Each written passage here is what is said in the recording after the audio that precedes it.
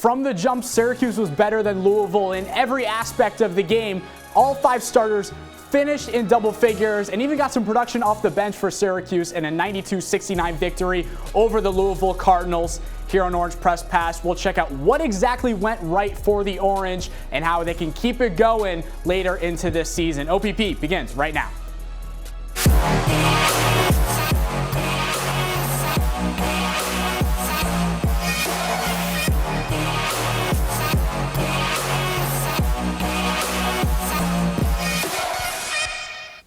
Welcome into Orange Press Pass here in the CitrusTV studios. Nick Zelaya here with Braden, Reed, and Ethan Frank. We're here to recap a 92-69 victory for the Orange over the Louisville Cardinals to put Syracuse back over 500. And guys, this was really just domination at its finest for Syracuse. Braden, what did you see from this victory? I mean, first things first, we got to talk about Jesse Edwards. If you haven't put some respect on this guy's name yet, you need to do it right now. 19 points, 8 rebounds, been extremely efficient, 9 of 11 from the field. And the biggest thing that stuck out to me was only 1 foul. The guy struggled with foul trouble all season long, fouled out of 10 games. He hasn't fouled out in any of the last 5. This team is so much better when he is on the floor, does so much for this offense and defense.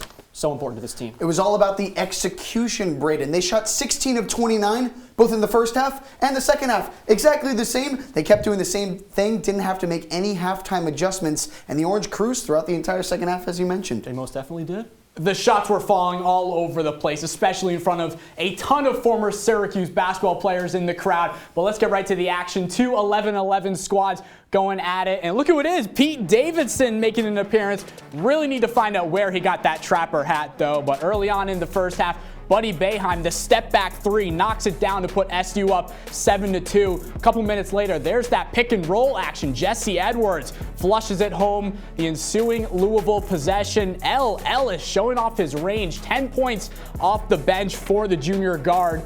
But then the Orange began to pull away. Girard gets the loose ball, fires from deep, and knocks it down to put SU up 10. And once again, Joe Girard, a couple Boeheim brothers flushing it around, finds Girard on top of the key. He knocks it down 25-14. Everything going right for the Orange. Knocking threes down left and right. Cole Swider, he gets in on the party. It was a 17-point lead going into the break. Second half now, a lot of the same. Buddy Boeheim, 5 threes on the day, moving him to second all-time in program history in three-pointers. Edwards, the pass from Girard, he flushes it home.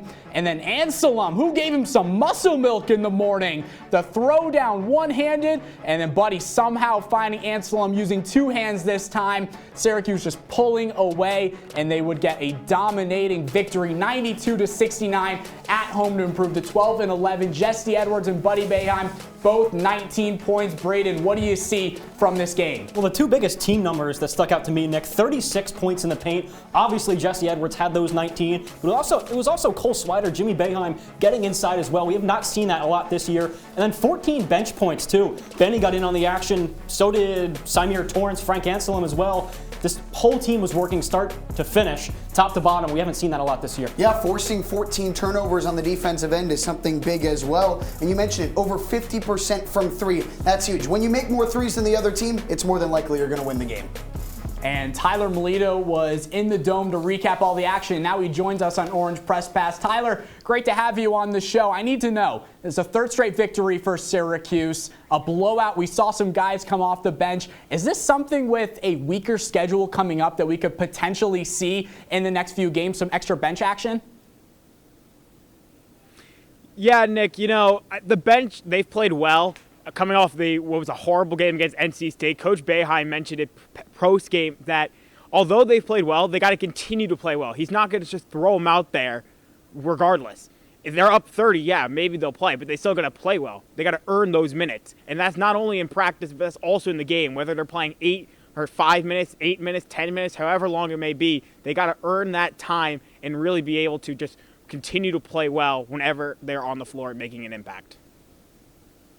Hey, Tyler, over 23,000 fans in the Dome tonight. That's the most in any college basketball game this season. How do you think that affected the 2 sides? Did it hurt Louisville a bit? Did it benefit Syracuse? Did they ride off that energy? What did you see out there? Braden, it was hot and bumping inside the Dome. I'm freezing my butt off outside the Dome right now. But that clearly had an effect for the SU team. Joe Girard, Buddy Boeheim especially, they really feed off of that crowd. When they make a three and everyone goes nuts, they are the first ones with their arms up in the air telling them to get louder, get louder. That was continuous the whole game. And for Louisville, yeah, I think it impacted them a little bit. They shot atrociously from the field.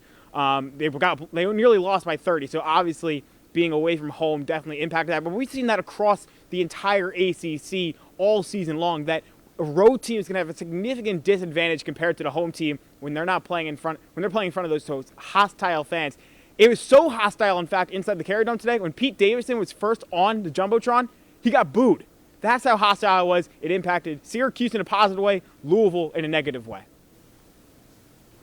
Hey, Tyler, Syracuse's pick-and-roll offense was the story to me all day long. The execution was pristine. What did you see from the communication between the players on the court, the coaching staff on the bench? How were they able to execute so well?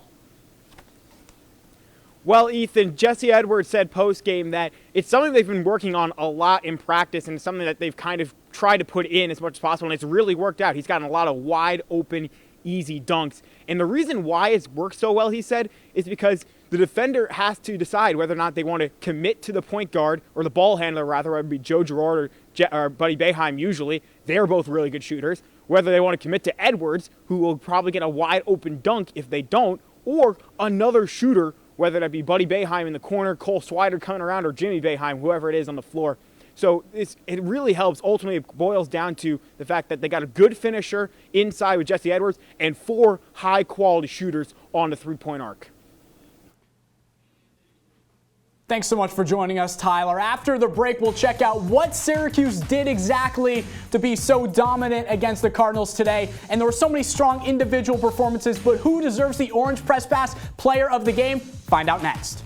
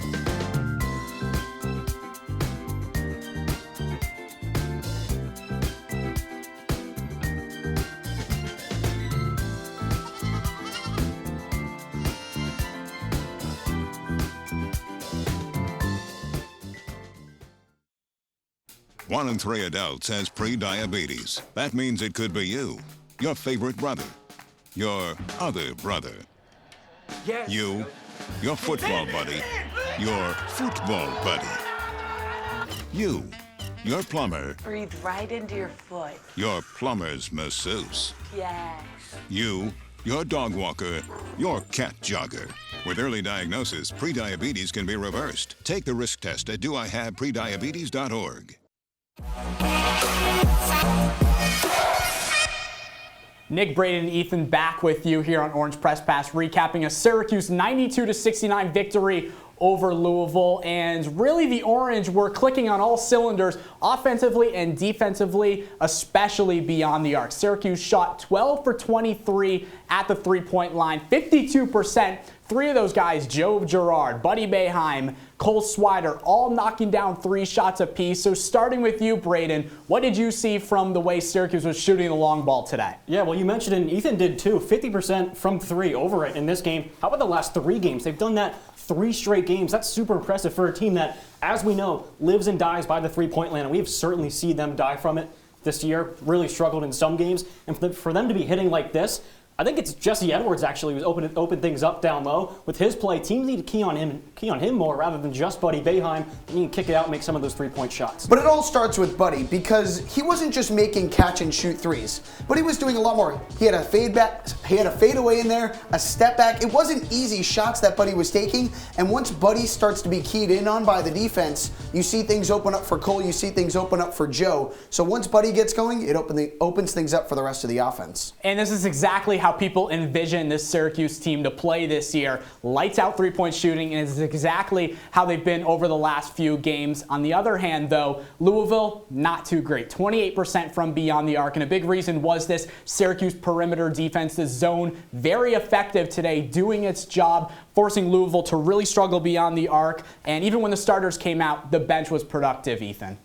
Yeah, I think it was similar to last game. I really don't want to read too much into this because when you look at the numbers on KenPom, Louisville's is 172nd in offensive efficiency, and NC State is 39th. That's Syracuse's last opponent, who they gave up 82 points to. I think the Cardinals were just missing shots and don't have the same shooters that the Wolfpack do. I think Syracuse's defense played the same. They just got lucky today. Yeah, Louisville, not one of the better three-point shooting teams in the conference, really down towards the bottom. But look, men lie, women lie, numbers don't. Syracuse has defended the three-pointer well in these last few games. You need to continue that down the stretch of the schedule. They have a few games these coming up that not good three-point shooting teams, but Duke, Notre Dame, those teams can shoot the three ball. Got to keep defending it well if you want any chance of sniffing success this season. And these three-pointers are going to continue to fall as long as the ball movement stays the way it did today. 21 assists for Syracuse, only the fourth time they've reached that mark all season. And Braden, the ball continues to move. It finds the open shots. Syracuse knocks them down, and that's what I'm sure Jim Boeheim wants his offense to continue to do. Absolutely, and it was so refreshing to see because so many times this season,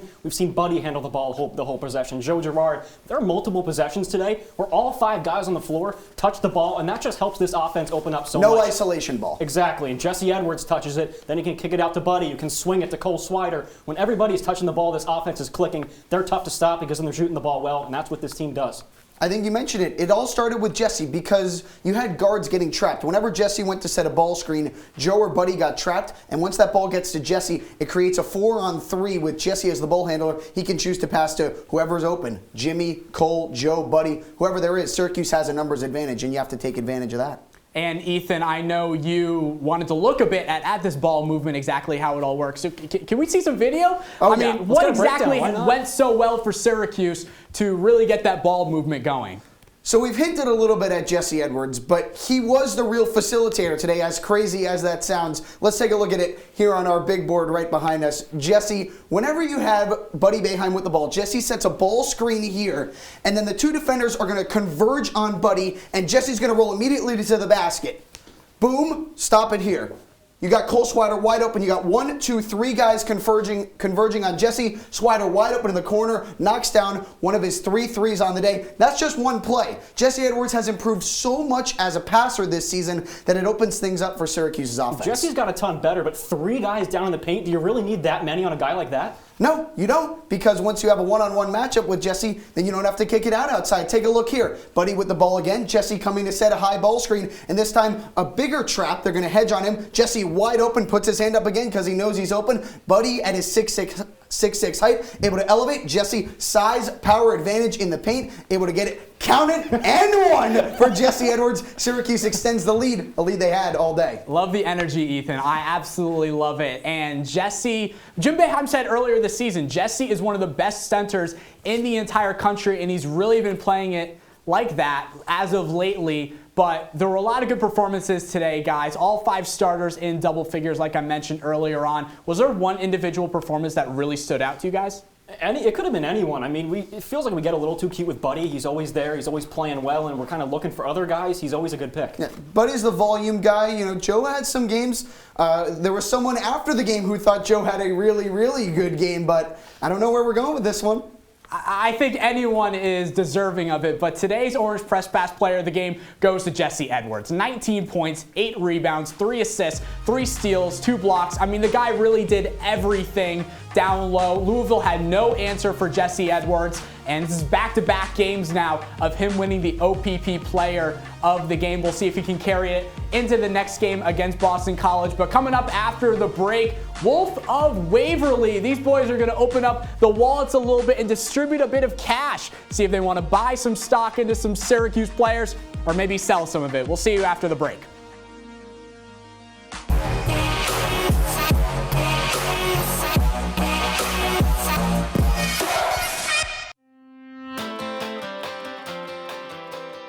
OTN is on all your favorite apps: Apple TV, Fire TV, and Roku.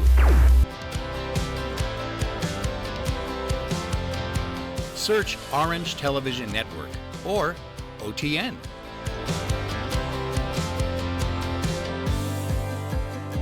OTN has its best shows, short films, and CitrusTV on demand. Family and friends can watch OTN too. Watch the live stream of OTN to catch live CitrusTV news, live from Studio B, and mornings on the Hill.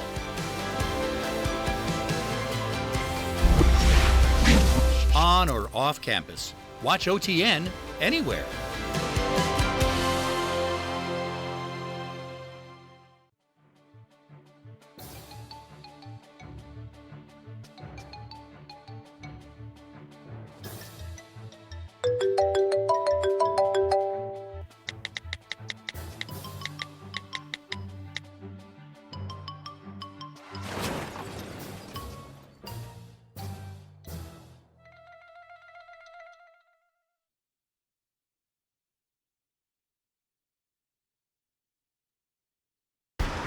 Look at you. You're at the top of your game. You're unstoppable. Nothing can throw you off track. Wait, is that your car? Uh-oh. Yeah, I saw that coming. That will throw you off track.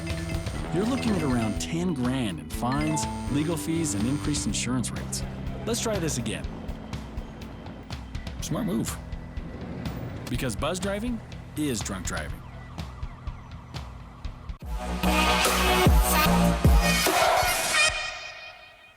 I gotta get something off my chest, and I want to talk about the lineups. It's been a hot topic all season long. The starters versus the bench. Jim Boeheim, not really known for playing his bench lineup a lot of minutes, and the starters do a lot of things well. I'll admit it. They put up the most points on this team, all 5 of them in double figures today. What they don't do well is defend. They're not very athletic. They can't make plays against some of the more athletic players in the ACC. That's what the bench does well. The bench players, Benny Williams, Symir Torrance, more athletic than some of these starters. They defend pretty well, but they can't really score. We saw it today. Offense put up 25 points in the first 8 minutes. Then the bench players come in, those 2 guys I just mentioned, Symir, Benny, Frank Anselm too.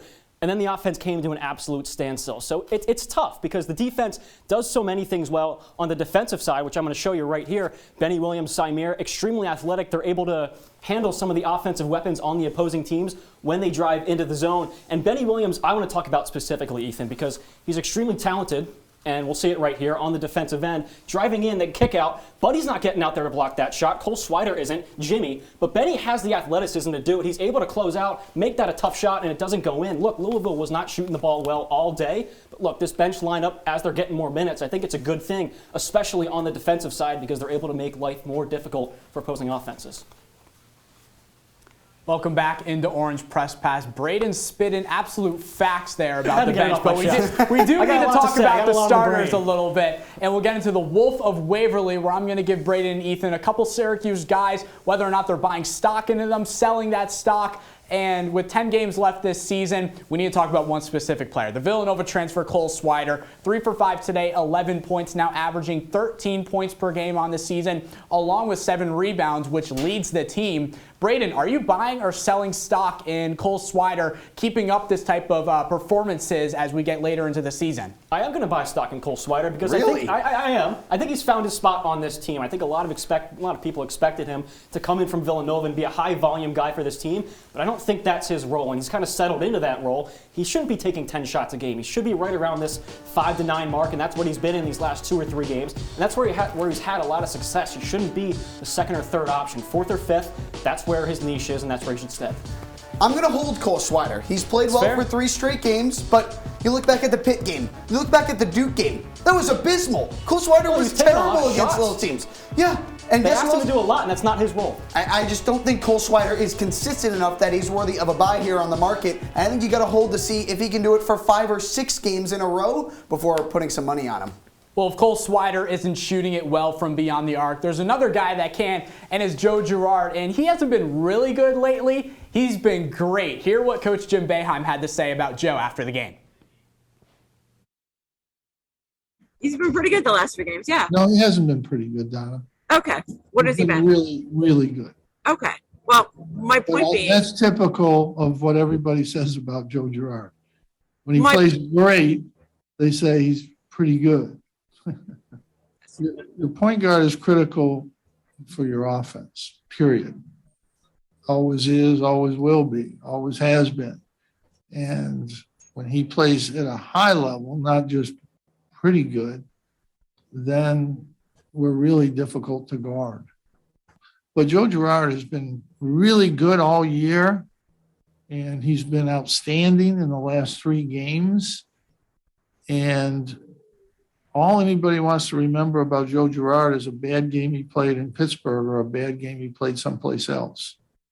It's a long season. His numbers are great. He's been tremendous. He's being pressured the whole game, and he's handling it. He's getting way too much criticism. Way too much. Girard has really been on his A game as of lately. This was the 3rd straight game in double figures, 15 points. So Ethan, are you investing in the junior point guard to continue this type of play for the remainder 10 games of the season? I hate to disagree with the coach, but Joe Girard's stock is at an all-time high right now. Coach than Jim Boeheim? His stock is it's never going to be higher, Braden. I have to sell right now because when Joe Girard plays well for a few games in a row, you know that dud is coming eventually. I think Joe Girard struggles in these next couple of games, and that means you got to sell now while it's high. You make a fair point. I was tentative on this one. I was going to hold like you did with Cole Swider. But then Jim Boeheim gets up there and stands up for Joe Girard. I'm buying. Make it 2 in a row. Joe Girard can go off for 25 plus any given night. He doesn't do it a lot. Or he can go off for 2. You're right. Look, I'm going to say it. He's volatile. He doesn't have the best nights, but when he's on, he's on. He's a very huge contributor to this team. When Buddy's not hot, Joe can step up. I'm buying stock in Joe Girard. They're going to need him down the stretch. I think he steps up. And Joe has the type of confidence to really pull up wherever he feels like. And if he's feeling it that game, he will knock down those shots. One last guy coming off the bench now, Benny Williams. This is the 5-star recruit coming into the season, the lone freshman on the team. Braden, are you buying or selling Benny Williams? I'm going to buy in Benny Williams. Call me a venture capitalist. I'm going 3 for 3. How much money do you have? A lot.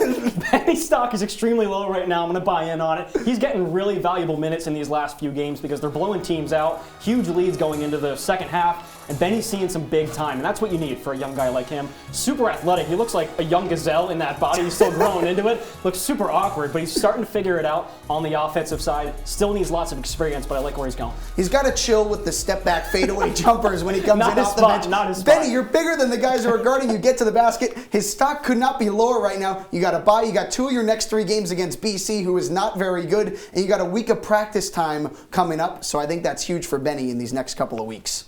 Benny's taking the shots. They just aren't falling. 0 for 4 today. 3 points, all of them coming from the free throw line. But coming up, we'll wrap up Orange Press Pass, taking a look at the ACC standings, and also take a look at what's up next for Syracuse. We'll be back in 60 seconds.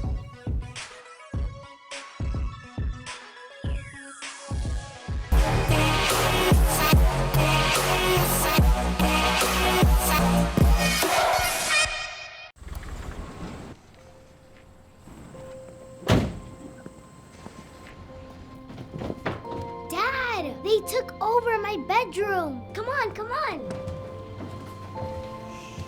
Okay, Dad. 1, 2, 3. Dad!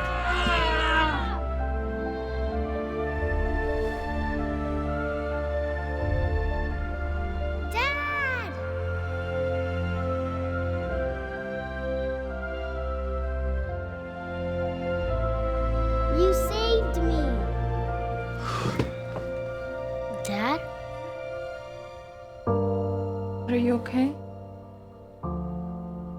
I'm fine, dear.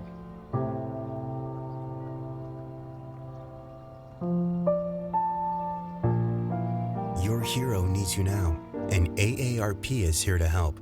Find the care guides you need at aarp.org/caregiving. They'll test you. Try to break your will. But however loud the loudness gets, however many cheese puffs may fly, you're the driver, the one in control. Stand firm. Just wait. And move only when you hear the click that says they're buckled in for the drive. Never give up till they buckle up.